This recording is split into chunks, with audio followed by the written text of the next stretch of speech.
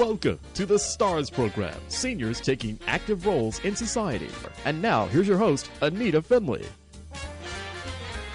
Well, you know, we're working from home doing this radio show, so not as perfect as it usually is. And I'll just keep going. Are you there, Darwin? I am here. Okay, thank you. I know everything's a little bit different now. Our connections aren't the same. I'm not in the studio. I'm at home. The world is a little bit different. Big time, Darwin, big time. I am speaking to you from what Frank Sinatra called the city that never sleeps. Well, believe me, it's sleepy today. Yeah. I went for a walk this morning, and I didn't see one soul on the hill we live overlooking Manhattan, except one black cat. That was the only thing stirring. But New York is really in a lockdown. There's so much to talk about, Anita. And one thing I want to talk about... It's all yours. It's all yours. I'm just going to be Well, one quiet. thing I want to talk about is the New York-Florida link. There's been huge publicity in New York on Florida because, as you know, and I know, Florida and New York have always been linked in a kind of way. When I arrived in Florida, a young man named John F. Kennedy was running for president. I acquired my first home there, and but then I also lived in New York, and everybody that I knew, everybody that my mother knew, it was like New Yorkers come down in the winter and depart, and we were called snowbirds. Except I came all year round. But now there's been a lot of story in the paper. One said, Florida to New Yorkers, stay away. We don't want you. And I've never seen that before. And the governor of Florida is taking a real beat up here because he's made some comments that didn't go too well with us. And now many New Yorkers are in Florida. In fact, when I lived in Broward County, it was called the sixth borough of New York. I don't know if it's still called that. No, it's not. I never heard that before. Yeah, well, it was. And so I've been surrounded by New Yorkers, and now some are wondering if they should come back to New York. One woman was interviewed on the news in New York, and she said, I have children and grandchildren in New York, but should I return? Because I'd just be in my apartment locked up by myself, and I can't relate. My children don't want me to be around my grandchildren. So that's a lot of dilemma going on. Now, one report came out that I found hard to believe. They say the governor's ordered that any person with a New York license plate trying to enter Florida at I-91 at the Georgia border will be arrested. Now, has that been published in Florida? No, not at all. So that's one of the rumors. You said I-91. You mean I-95? I-90. Did I say I-95? That's okay. You meant I-95, right? Yeah, I'm a little out of it this morning. No, but so you're telling me that, what does it say? That you'll be arrested if you... if you don't turn back, they will not allow you into Florida. And that went on the news in New York. And I was just interested if you heard that news in Florida. I mean, that really set off a bombshell up here in New York. But you didn't hear that as a news item in Florida, did you? Well, excuse me. I think all of a sudden now, we're hearing all sorts of things. Now he wants the governor. Before he didn't want to call anything, and now he seems to want to do things like this. Yeah. Well, we're getting such mixed signals, but there is a hero that is beginning to emerge, and I can talk about that a lot. And because we're getting very mixed signals coming from the White House. In fact, the Western Europe papers are ridiculing our government. In fact, one big headline in London said, "Send in the clowns." Excuse me. Send in the clowns. I mean, they're sort of mocking us. But there's one person like in many catastrophes, who is emerging as a very strong voice, and that is Andrew Cuomo of New York. I was just going to say that. I knew that. I was just going to say, is it Governor Cuomo, right? Yes, and you might remember at 9/11, Rudy Giuliani was called America's mayor. Well, he's not called that now, but we're talking about 9/11. And Cuomo is now being called America's governor because he is a very strong macho guy, and he is almost telling it like it is. In fact, right now, they're printing for this late spring and summer T-shirts for New Yorkers to wear, and the slogan will be, "Kill coronavirus's ass." And someone said, well, isn't that too blunt? And he said, people are living and dying. This is not some Victorian ladies' tea party. So that's a pretty strong slogan, but that's become his slogan.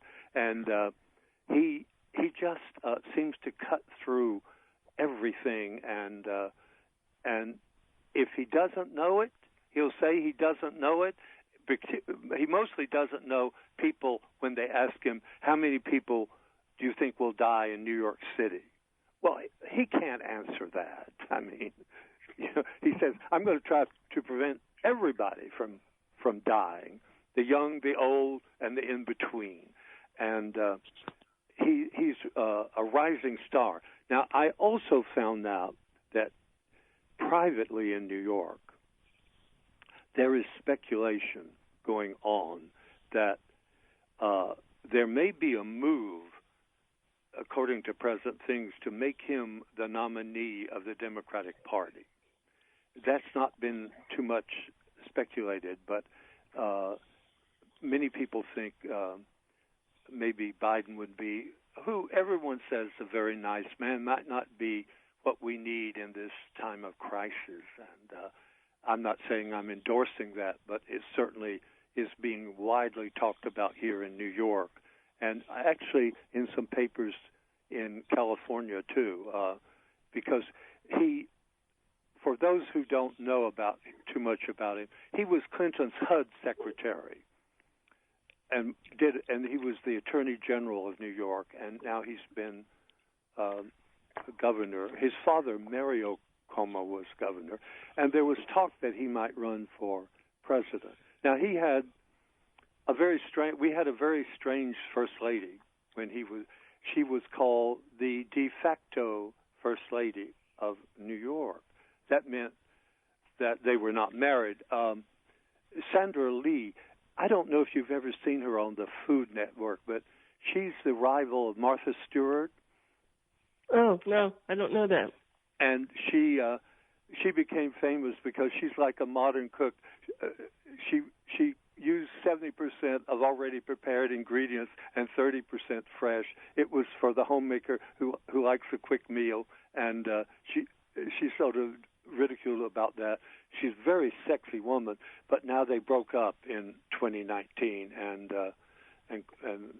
our governor he says, I'm alone. I'm not even seeing my 3 daughters, and poor Sandra got breast cancer in 2015, and on both breasts, and then she had an operation, and but they made quite a couple, and he was married to Carrie Kennedy, but then in the divorce she was accused of infidelity, and so they have 3 daughters, and he says he misses his daughters, and he's getting a little tired of living alone just with his dog, and but he's on every day, and the messages that he has are very blunt, meaning he feels maybe April will be one of our worst months, and he's doing everything he can to prepare us.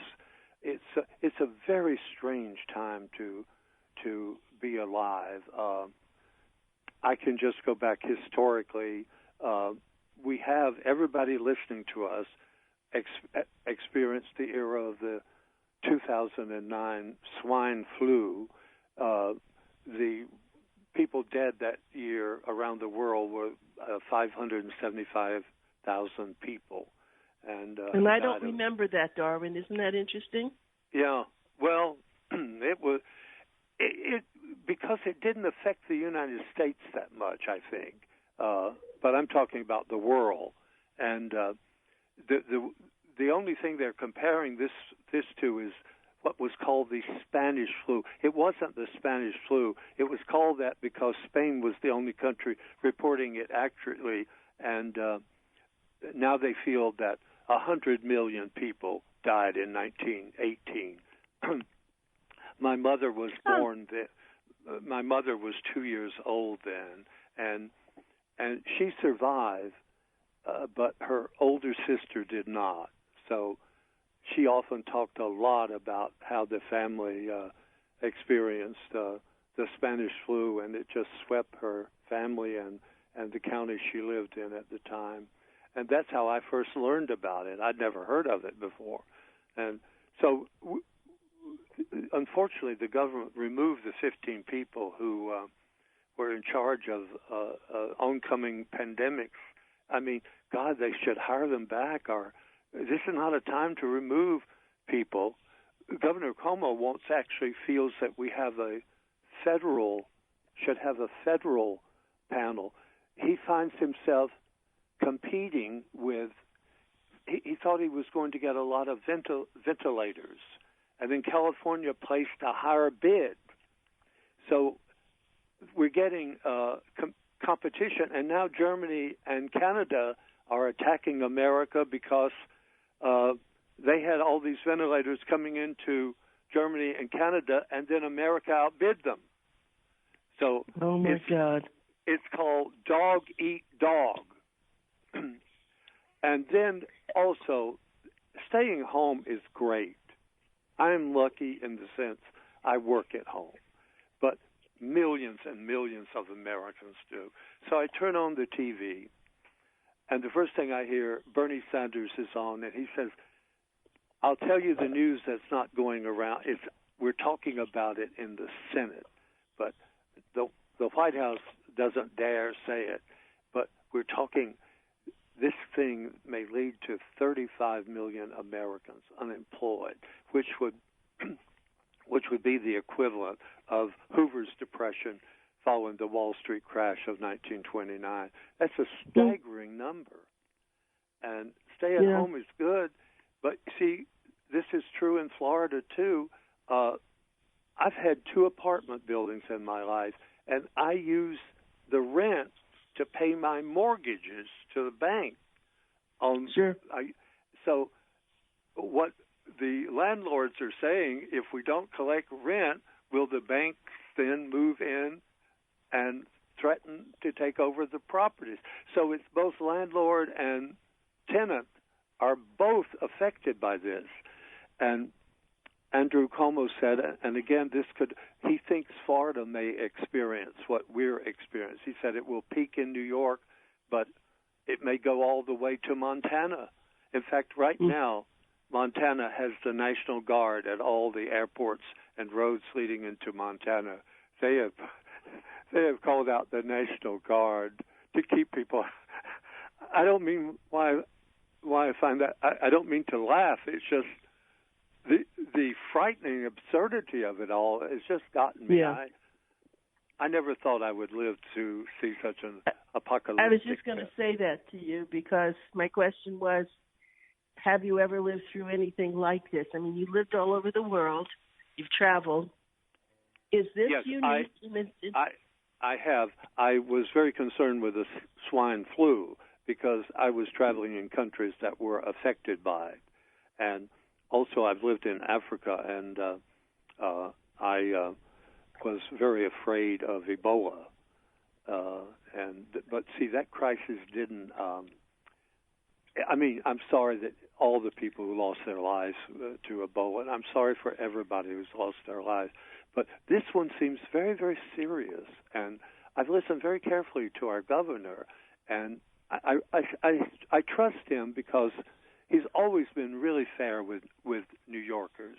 You know, he's done wonderful, and the one thing I like about him he's really takes care of senior citizens, and he's expanded the health care, and he's done things for setting up nurseries and everything. And I'm a senior citizen myself, and so therefore I like to vote for a man who is on the side of senior citizens. Darwin, it's been interesting to watch the shows with his brother, Chris, and how that's going. Oh, well, now Chris is the younger brother, and many people see him nightly on CNN, but now he's doing it from his basement. Yes. And a lot of things. In fact, one of my favorite TV hosts is Bill Maher, and he's doing it from his backyard. And you and I are doing it slightly different too, and we're going to go through a very difficult time, and I think it's better to be thinking about it, preparing, and for example, they are showing favorable things from Florida. One is pictures of Broward County, where people are lined up half a mile to get food, and the volunteers that are helping. As I said, I lived in Broward County. I never saw anything like that in my life, and it's getting, and they're doing. Volunteers are cooperating in New York, and I hope in Florida, to get food to people who need it. Unfortunately, they say stay at home, but we have a huge homeless population who are living virtually huddled together, and they're very worried about that, and the governor's trying to take them off the street and find housing for them somewhere because their lives are in danger. And it's just that every politician, everybody, they're given problems that you almost can't solve. But one thing that historians have already said is that whoever is president now and whoever becomes president in 2020, it may be Mr. Trump or Biden or someone else, they're going to be trashed by history. One thing, they're going to preside over hell. And like Mr. Hoover, who was elected president in 1928, was a very good man, and he later did a marvelous thing in Europe and everything. But unfortunately, he had the stigma of the Hoover Depression, the worst depression that had ever hit America, people in bread lines, people losing their homes, and their fear. So, frankly, I think someone would be out of their mind wanting to be president these days. That's why you and I shouldn't take it over. I would be your VP. I have a question though for you. What they didn't have any in Hoover's depression that wasn't caused by a pandemic like this.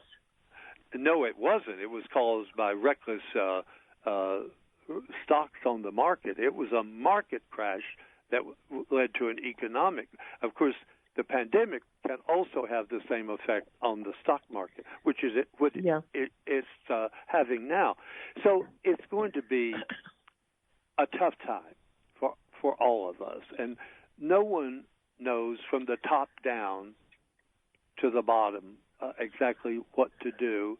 And you see, the trouble is living at home.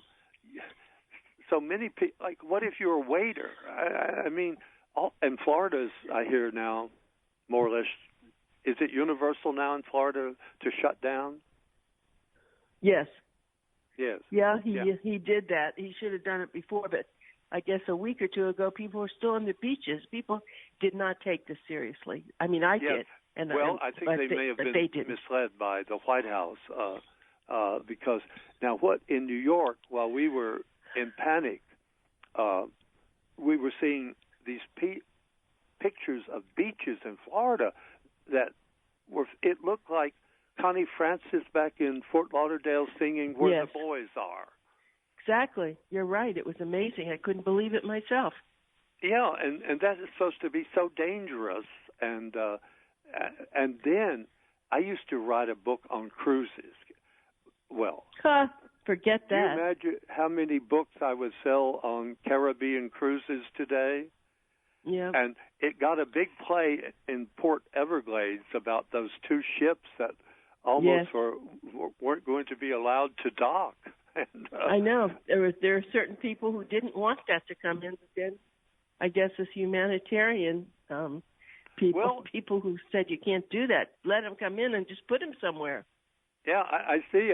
Like, for example, we were told that the Florida governor said, it's all we can do to take care of our own problem, and, we can't. So you can understand that to an extent, but what are you going to do? Leave them sitting off the coast of Florida? I mean, so anyway, I don't write a Frommer's Cruise Guide anymore. No, you're right, but I am so glad that you and Danforth are in your house, settled. I'm not going out. I do walk my dog outside, but now there's a new thing that they suggest we put a scarf on over our face. Yes. Over our, and I guess I'll do that too. I haven't done that. I think you should. I'm going to. Because I've been hearing many, many programs about it, and I really think you should. And one of the big troubles right now in America is so many heads of these agencies really have no background. Yes, but that's right. America has some of the most brilliant people in the world, and Mr. Cuomo is very interested. Almost, if we can start doing a roundup and have a federal panel that, not someone interested in TV ratings and everything, but just people. Right.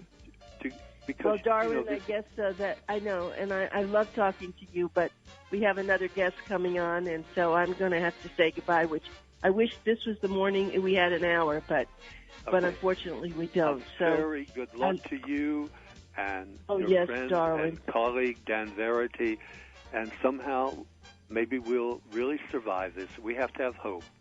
Thank you so much. All right, thank you, Darwin. I love you. Yeah, you're wonderful. Goodbye.